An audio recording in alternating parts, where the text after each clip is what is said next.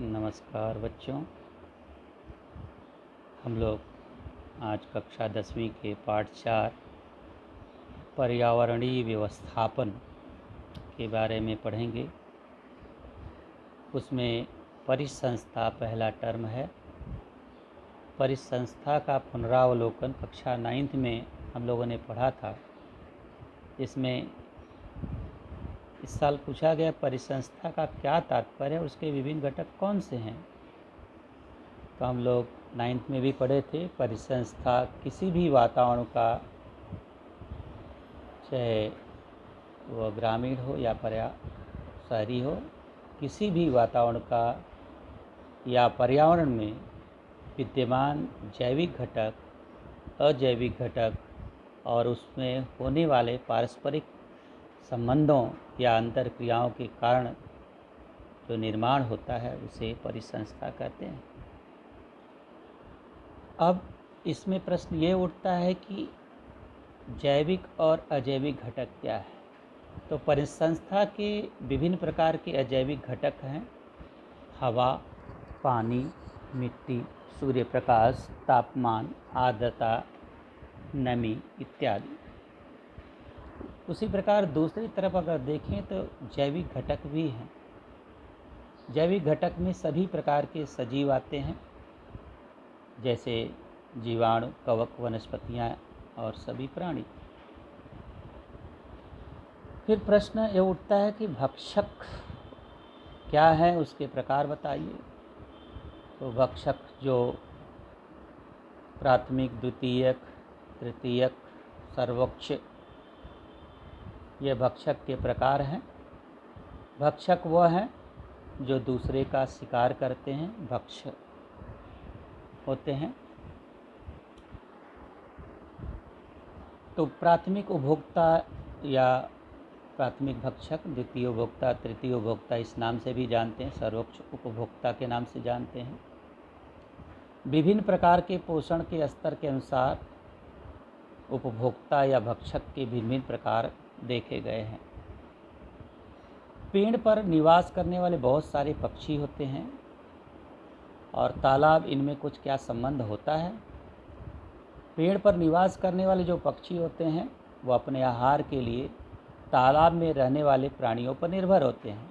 वहाँ पानी भी मिलता है और तालाब में निवास करने से पास में जो है, तालाब के पास निवास करने से मछलियाँ, मेढक इत्यादि जीवों का वो आसानी से अपना आहार भी बना सकते हैं। इसलिए पक्षी सदैव तालाब के समीप के पेड़ के पास निवास करते हैं और अपनी प्यास बुझाने में उन्हें आसानी होती है। भोजन श्रृंखला और भोजन जाल, इन दोनों में हम लोग 9th में पढ़े थे। उसमें भोजन श्रृंखला और भोजन जाल क्या है, उसमें क्या अंतर है।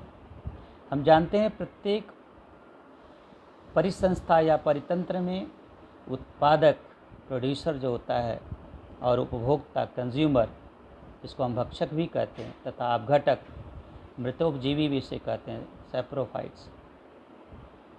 इन तीनों में हमेशा अंतःक्रिया या अंतरक्रिया होती रहती है। इस अंतःक्रिया के क्रम को भोजन श्रृंखला कहते हैं। प्रत्येक भोजन श्रृंखला में उत्पादक, प्राथमिक उपभोक्ता, द्वितीय उपभोक्ता, तृतीय उपभोक्ता, इस प्रकार का 4 या 5 में से अधिक कड़ियाँ पाई जाती हैं और यह सभी कड़ियाँ एक सरल रेखा में होती है। जैसे चित्र के द्वारा ये भोजन जाल का उदाहरण है और भोजन श्रृंखला का यह उदाहरण, आप भोजन श्रृंखला का ये उदाहरण देखिए। तो भोजन श्रृंखला और भोजन जाल, इसी में से अगर एक ही दूसरे का आहार बने, वही दूसरे का भी आहार बने, तो उसे भोजन जाल कहते हैं। तो बच्चों, यह भोजन श्रृंखला सीधी होती है, साधारण होती है, जबकि भोजन जाल में अनेक छोटी छोटी श्रृंखलाओं की कड़ियाँ एक दूसरे से जुड़ी होती हैं। उस कड़ियों के जुड़ने से, जैसे मछली का जाल या जानवरों को पकड़ने का जाल होता है, उस तरह से जटिल संरचना बनती है प्रत्येक भोजन जाल अनेक भोजन श्रृंखला का समूह होता है। अधिक भोजन श्रृंखला के जब परस्पर जुड़ाव होता है तो उससे बनी हुई रचना को भोजन जाल कहते हैं। वनस्पतियाँ जो होती हैं वह भोजन निर्माण का काम करती हैं प्रकाश संश्लेषण क्रिया के द्वारा, और उस आंतर क्रिया जैविक और अजैविक घटक से परिसंस्था का निर्माण होता है, ऐसा हम लोगों ने पढ़ा। परिसंस्था में जितने भी घटक हैं सबकी एक महत्वपूर्ण भूमिका होती है, चाहे भोजन निर्माण करने वाली वनस्पतियां हों या उन्हें खाने वाले शाकाहारी प्राथमिक भोक्ता जानवर, हिरण, भेड़, बकरियां, गाय, भैंसें, ऊँट, घोड़े इत्यादि हों। ऐसे शाकाहारी प्राणी बहुत ही महत्वपूर्ण होते हैं। इन शाकाहारी प्राणियों की संख्या में अनुपात में ज़्यादा वृद्धि न होने देने वाले बाघ जो सिंह होते हैं या इनके जैसे हिंसक खतरनाक प्राणी भी उतने ही महत्वपूर्ण होते हैं। इसलिए किसी का शिकार नहीं करना चाहिए। प्रकृति में पाए जाने वाले इल्लियाँ होती हैं, अस्वच्छ स्थानों पर पाए जाने वाले सूक्ष्मजीव होते हैं, दीमक होते हैं, गोबर के कीड़े होते हैं। क्या इनका वास्तव में उपयोग है? इस प्रकार के प्रश्न आपके दिमाग में आ सकते हैं। तो जवाब है हाँ, सबका उपयोग है। फिर भी ये सजीव गंदे होने के बावजूद अधिक महत्वपूर्ण हैं, जितने भी हमें ज़्यादा बड़े दिखाई देते हैं, क्योंकि यह मुख्य रूप से प्रकृति की साफ सफाई करते हैं। यदि आप प्रकृति की साफ सफाई करने लगते हैं एक दिन घर की, तो कितनी तकलीफ़ें होते हैं। अगर ईश्वर ने इन दीमक, सूक्ष्मजीव, गोबर के कीड़ों को या इत्यादि को नहीं बनाया होता तो आज पर्यावरण में कितनी गंदगी होती, लोग कहीं भी फेंक कर चले आते हैं। अर्थात अपने आसपास पाए जाने वाले इन घटकों के कारण ही अपना अस्तित्व बना हुआ होता है। अतः इन सभी घटकों की उचित देखभाल हमें करनी चाहिए। इस प्रकार से हम जीवो जीवस्य जीवनम, जो वेद का ही सिद्धांत है, एक जीव दूसरे जीव का आहार बनता है, तभी ये भोजन श्रृंखला या भोजन जाल चलता रहता है। भोजन पेड़ पर जो घोंसला बनाने वाली जो पक्षी हैं उसके पास के तालाब की मछलियां वो खाते हैं, तो क्या ये पक्षी पेड़ तथा तालाब इन दोनों परिस्थाओं का अंग बन सकता है? तो इस पे बहुत सारे ऐसे प्रश्न जो है आते हैं जिस पे हमें विचार करना चाहिए। तो भोजन श्रृंखला और भोजन जाल के बारे में आप समझ गए होंगे, 9th में भी आपने पढ़ा था। तो परिसंस्था क्या है, उसकी क्या विशेषताएं हैं, आप इसको समझ गए होंगे। आपको एक प्रवाह तालिका है, जो अध्ययन इसे देखें, समझें। परिसंस्था के दो घटक, एक अजैविक और दूसरे तरफ हम जैविक लिखेंगे। परीक्षा में इस तरह से भरने के लिए आपको आता है। तो जैविक घटक, अजैविक घटक। अजैविक घटक में आप देखिए यहाँ पर ये भौतिक घटक है, इसके हवा, पानी, वाष्प, खनिज, ये सब आपको याद होना चाहिए, परीक्षा में ऐसे भरने के लिए आता है। दूसरी तरफ भौतिक घटक के साथ रासायनिक घटक भी होते हैं। वह पोषक जो है द्रव्य प्रदान करते हैं, खनिज भी होते हैं। और पोषक द्रव्य खनिज के दो भाग होते हैं, अकार्बनिक पदार्थ और कार्बनिक पदार्थ।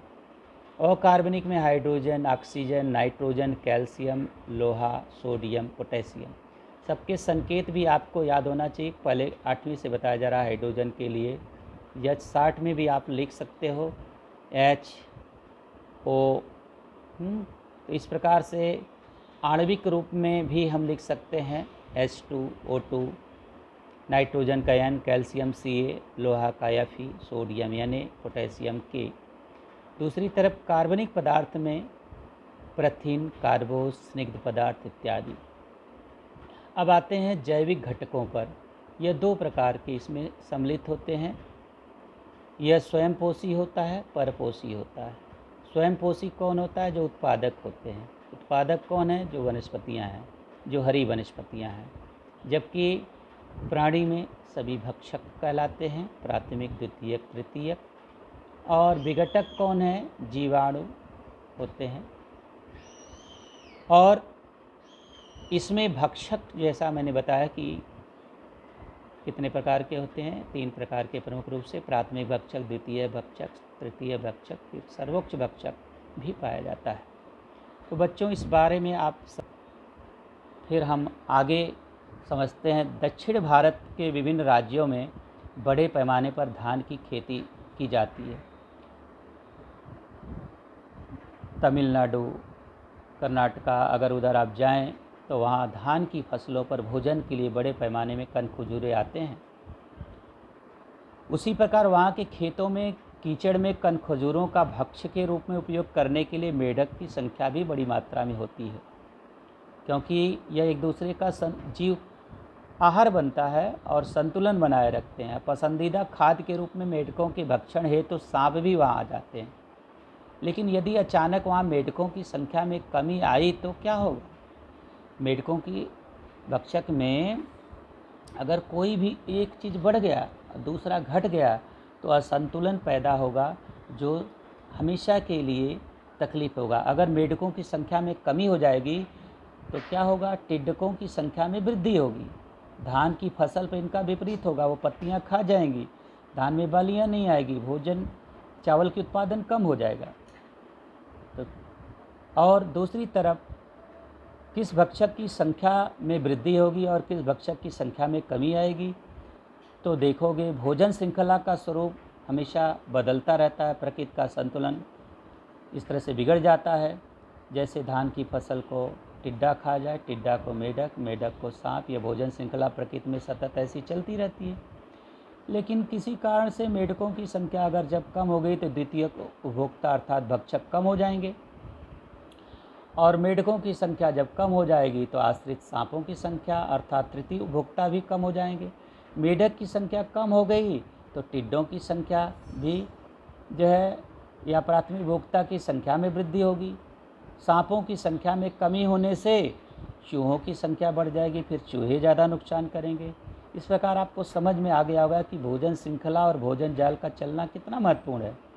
इसलिए कभी ये श्रृंखला या जाल को, फूड चेन और फूड वेब को कभी भी नुकसान करने की कोशिश न करें। इसलिए ये सब पाठ पढ़ाया जा रहा है।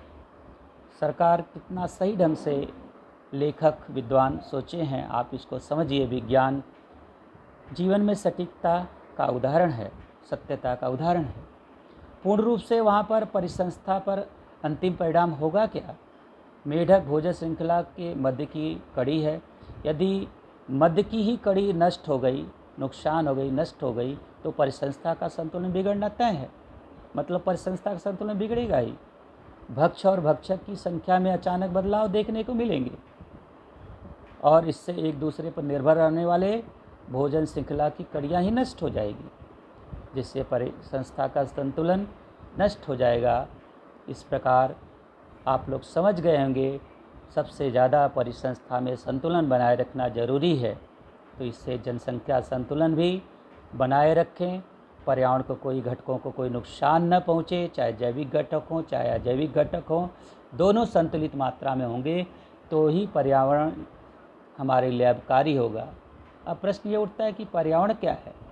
तो सजीव जिस स्थान पर निवास करता है उस निवास स्थान के आसपास के सभी घटकों को हम पर्यावरण कहते हैं।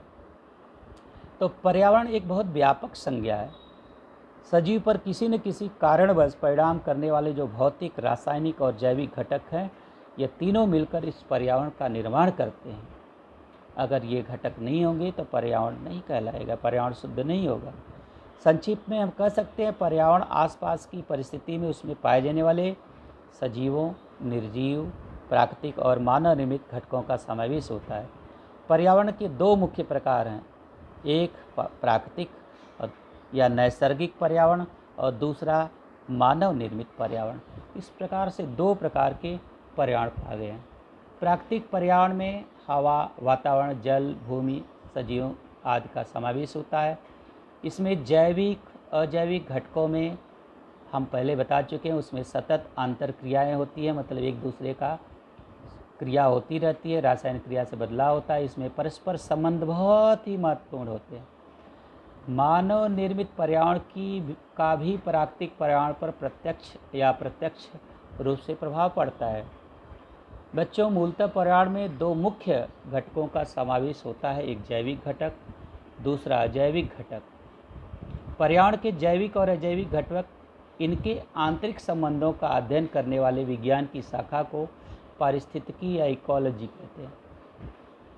पारिस्थितिकी का अध्ययन करने वाले जिस मूलभूत कार्यात्मक इकाई का उपयोग करते हैं उसी का नाम है परिसंस्था या इकोसिस्टम।